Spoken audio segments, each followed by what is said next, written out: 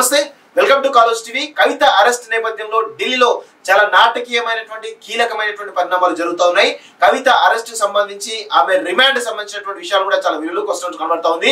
దాదాపు ఆమెకు 14 రోజుల రిమాండ్ తో పాటు దాదాపు 7 రోజుల పాటు ఈడీ కస్టడీకి ఇచ్చినట్టుగా మనకు వస్తున్నటువంటి సమాచారం కనబడుతుంది. దానికి సంబంధించినటువంటి కస్టడీ రిపోర్టు ఏవైతే ఈడీ ఎవరికైతే ఇచ్చారో అదంతా రిపోర్ట్ అంతా కూడా మన దగ్గర ఉంటుంది. దాన్ని కూడా చూపించే ప్రయత్నం చేస్తా.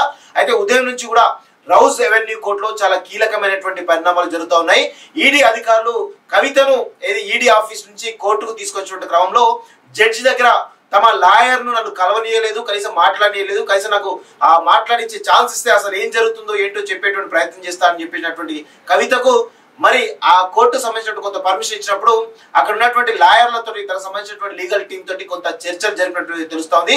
అయితే ఇదే క్రమంలో ఈడీ అధికారులు ఒక కస్టడీ రిపోర్ట్ ను కోర్టులో వాళ్ళకి సబ్మిట్ చేసినట్టు తెలుస్తుంది. దానికి సంబంధించి 10 రోజుల కస్టడీకి అడిగితే గనక ఖచ్చితంగా ఆమెకు కొంత కస్టడీ కావాలని చెప్పేసి 10 రోజుల కస్టడీ అడిగితే కోర్టు అయితే 7 రోజుల కస్టడీకి ఇచ్చినట్టయితే మనకైతే తెలుస్తా ఉంది. దానికి సంబంధించి మరి ఒక రిపోర్ట్ కూడా మన దగ్గర ఉండొచ్చు, దాన్ని కూడా చూపించే ప్రయత్నం చేస్తా.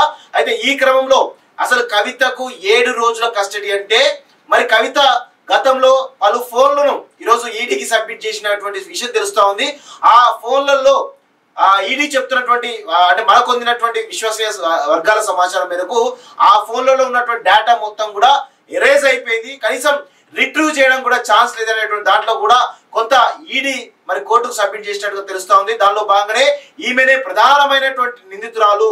ఎందుకంటే ఎవిడెన్స్ అన్ని కూడా ఈరోజు మాయం చేసింది. ఆ ఎవిడెన్స్ అన్ని కూడా ఈరోజు ఎక్కడ కూడా దొరకకుండా చాలా జాగ్రత్తలు తీసుకుంది. కాబట్టి ఈమెనే మొత్తం ఈ సౌత్ గ్రూప్ సంబంధించినటువంటి లీడ్ చేసిన దానిలో కీలకమైన నిందితులు అని చెప్పేసి కూడా ఈరోజు కోర్టుకు ఈడీ అధికారులు మరి కొంత సమాచారం ఇచ్చినట్టు మనకు తెలుస్తా ఉంది.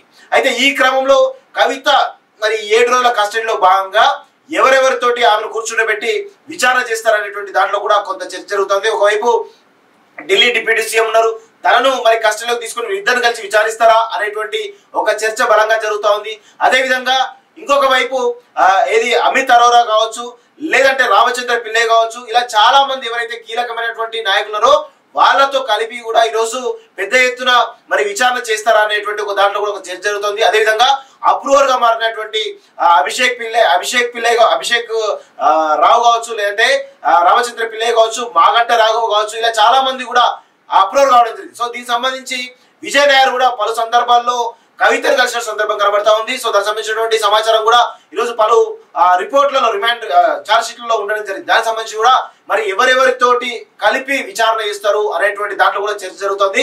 ఎందుకంటే కవిత అరెస్ట్ అంశం ఏదైతుందో ఇది ఢిల్లీ లిక్కర్ స్కామ్ లో చాలా కీలకమైనటువంటి ఈరోజు ఒక పరిణామం అని చెప్పొచ్చు. ఎందుకంటే ఈరోజు కవిత అరెస్ట్ ఒకటి మిగిలిపోయింది. అదేవిధంగా అరవింద్ కేజ్రీవాల్ కూడా ఈరోజు తన గవర్నమెంట్ లో జరిగినటువంటి స్కామ్ కాబట్టి ప్రధానమైనటువంటి నిందితుడిగా అరవింద్ కేజ్రీవాల్ కూడా ఉండే అవకాశం ఉంది. సో తను కూడా ఒక సీఎం పొజిషన్ లో ఉన్నాడు కాబట్టి అంత ఈజీగా అరెస్ట్ చేసే అవకాశం లేదు. తను కూడా కోర్టులోకి వెళ్ళి ఈరోజు హాజరైనటువంటి విజువల్స్ కూడా మనం కాలేజ్ టీవీలో చూడడం జరిగింది. సో ఆయన కూడా బెయిల్ మరి మంజూరు చేసినట్టుగా తెలుస్తోంది. సో మొత్తానికైతే ఆయన ఒక్కడి పక్కన పెడితే చాలా కీలకమైనటువంటి నిందితురాలుగా కవిత ఉండడం జరిగింది. సో ఇక్కడ సౌత్ గ్రూప్ మొత్తంగా కూడా ఆమెనే లీడ్ చేసినట్టుగా కూడా ఈరోజు ఈడీ కానీ సిబిఐ కానీ చెప్తా ఉంది. ఒకవేళ 7 రోజుల కస్టడీ తర్వాత కీలకమైనటువంటి సమాచారం ఆమె ఇస్తే ఓకే, లేదంటే మాత్రం ఇంకా సమాచారం కోసం కనుక కావాలి అని అనుకుంటే కనుక ఖచ్చితంగా సిబిఐ కూడా రంగంలోకి దిగి వాళ్ళు కూడా మరికొన్ని రోజులు కస్టడీకి తీసుకునేటువంటి అవకాశం అయితే కనబడతారు. ఎందుకంటే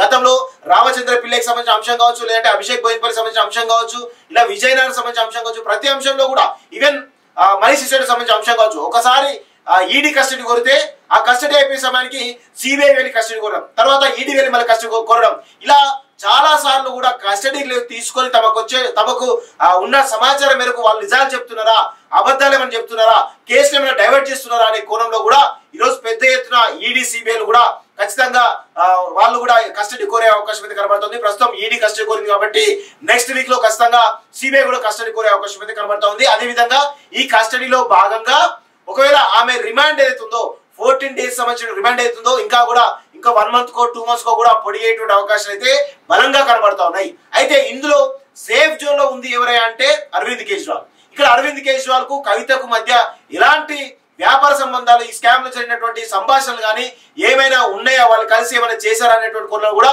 విచారణ జరిగే అవకాశాలు కనబడతా ఉన్నాయి.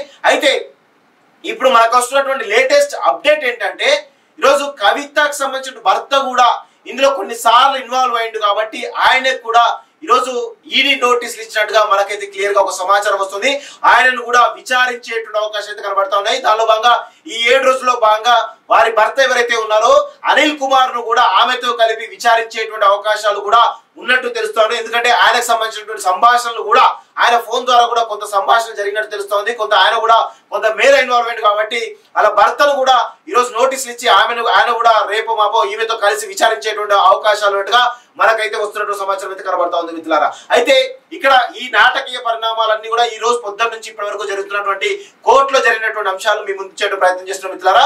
సో ఇక రేపటి నుంచి ఆమె కస్టడీలో ఎవరెవరు ఇన్వాల్వ్ అవుతారు ఏంటి అనే దాంట్లో కూడా ఖచ్చితంగా మీకు కొంత సమాచారం ఇచ్చేటువంటి ప్రయత్నం అయితే చేస్తా. అయితే ఈ క్రమంలో నిన్నటి నుంచి మనం చూస్తా ఉన్నాం కవిత అరెస్ట్ అయినటువంటి సందర్భంలో ఈరోజు ఫ్యామిలీ అంతా కూడా రావడం జరిగింది. ఈరోజు కేటీఆర్ గాని హరీష్ రావు గాని ఈరోజు వాళ్ళిద్దరేమో ఈమె దగ్గర రావడం జరిగింది. కానీ కేసీఆర్ ఈ అంశం పైన ఇప్పటి వరకు కూడా నోరెత్తలేదు. ఎందుకు అంటే ఇప్పటి వరకు కూడా అర్థం కాని పరిస్థితి కనబడుతోంది. అయితే ఆర్ఎస్ ప్రవీణ్ కుమార్ యొక్క ఈరోజు రిజిగ్నేషన్ తర్వాత ఆయనతోటి మాట్లాడి ఆయనతోటి మరి కాసేపులో ప్రెస్ మీట్ పెడతారనేటువంటి ఒక అంశం కూడా కనబడతా ఉంది.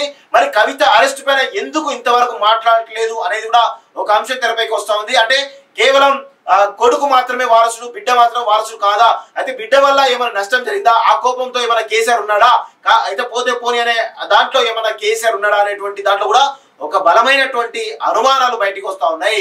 సో దానిలో గతంలో చాలా సార్లు కూడా కవితకు సపోర్ట్ గా వీళ్ళ కుటుంబం ఎవరు లేరు అనేది స్పష్టంగా తెలుస్తోంది. ఇప్పుడు నిన్న సాయంత్రం హరీష్ రావు ఈరోజు తెలంగాణ వ్యాప్తంగా బంద్కు పిలిపిస్తే, తెలంగాణ వ్యాప్తంగా నిరసన కార్యక్రమం పిలిపిస్తే కనీసం ఒక 10 చోట్ల కూడా నిరసన కార్యక్రమం జరగలేదు.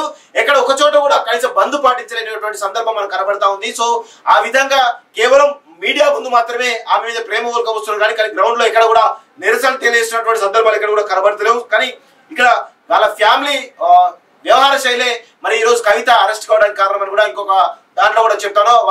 వాళ్ళ ఫ్యామిలీ నుంచి కవితకు ఎలాంటి సపోర్టు, స్పష్టమైనటువంటి సపోర్ట్, ఒక మోరల్ సపోర్ట్ అయితే దొరుకుతలేదని చెప్పేసి క్లియర్ గా మనకు తెలుస్తుంది. తన భర్త తప్ప ఎవరు కూడా తనకు ఈరోజు సహకరిస్తున్నట్టు కూడా తెలియని పరిస్థితి కనబడతా ఉంది మిత్రులారా. అయితే ఒకసారి మీకు ఈడీకి సంబంధించినటువంటి ఒక రిమాండ్ రిపోర్ట్ కొంతమేర మీకు చూపించే ప్రయత్నం చేసి మిత్రులారా. ఇగో ఇది in the court of the M Nagpal special judge అంటూ ఈరోజు రౌజ్ రెవెన్యూ డిస్ట్రిక్ట్ కోర్టు సంబంధించినటువంటి అంశం director of enforcement and Kalvakuntla Kavitha మధ్య జరిగినటువంటి దాంట్లో application under section 167(2) of the CrPC section 65 of the PMLA on behalf of the directorate of enforcement seeking 10 days ED custody of the arrestee namely Shrimati Kalvakuntla Kavitha most respected షోత్ అంటూ చూస్తా ఉన్నాం. So మొత్తానికి అయితే వాళ్ళు దాదాపు Kalvakuntla Kavitha for 10 days who is arrested by the applicant directorate on aforesaid date and time under section 19 of the PMLA 2002 now produced before this honorable special court PMLA having jurisdiction అంటూ దాదాపు ఈ కేసు సంబంధించిన ప్రతి అంశం కూడా the brief facts of the FIR number అంటూ మొత్తానికి ఇవ్వడం జరిగింది. మనీష్ సిసోడియా అదే విధంగా ఆయనకు సంబంధించినటువంటి దాంట్లో కూడా చాలా క్లియర్ గా ఇవ్వడం జరిగింది. మొత్తానికి అయితే ఇలా సంబంధించినటువంటి ఈ ఈడీ కస్టడీకి సంబంధించినటువంటి దాంట్లో ప్రతి ఒక్క పేరు కూడా దినేష్ అరోరా కావచ్చు, లేదంటే అరుణ్ రామచంద్ర పిల్లై కావచ్చు, సమీర్ మహేంద్ర కావచ్చు, లేకపోతే ఇండస్ట్రీకి సంబంధించిన దాంట్లో కావచ్చు, విజయ్ నాయర్ కావచ్చు, అరుణ్ పాండే కావచ్చు, ఇలా ప్రతి దాంట్లో కూడా కేసు సంబంధించిన డీటెయిల్స్ ఇస్తూనే ఈరోజు ఈ కేసు సంబంధించి విచారణ చేయడానికి దాదాపు 10 days కస్టడీ ఈరోజు మన ఈడీ అడిగితే కేవలం 7 days కస్టడీకి ఇచ్చినట్టు మనకు తెలుస్తా ఉంది. సో 14 days రిమాండ్ తో పాటు దాదాపు 14 days రిమాండ్ తో పాటు 7 రోజుల కస్టడీలో భాగంగా పలు విషయాలు కనుక ఇవి ఒప్పుకుంటే కనుక కొంత అప్రూవర్ అయితే విడుదలయ్యే అవకాశం కనబడతా ఉంది. ఒకవేళ అప్రూవర్ కాకపోతే మాత్రం ఖచ్చితంగా ఆమె రిమాండ్ పొడిగే అవకాశం కనబడతా ఉంది. అదేవిధంగా కస్టడీ కూడా పొడిగించే అవకాశం కనబడుతుంది. ఒకసారి ఈడీ ఒకసారి సిబిఐ ఇట్లా పలుమార్లు కూడా కొనసాగే అవకాశం అయితే కనబడుతున్నట్టయితే మనకైతే క్లియర్ గా తెలుస్తా ఉంది మిత్రులారా.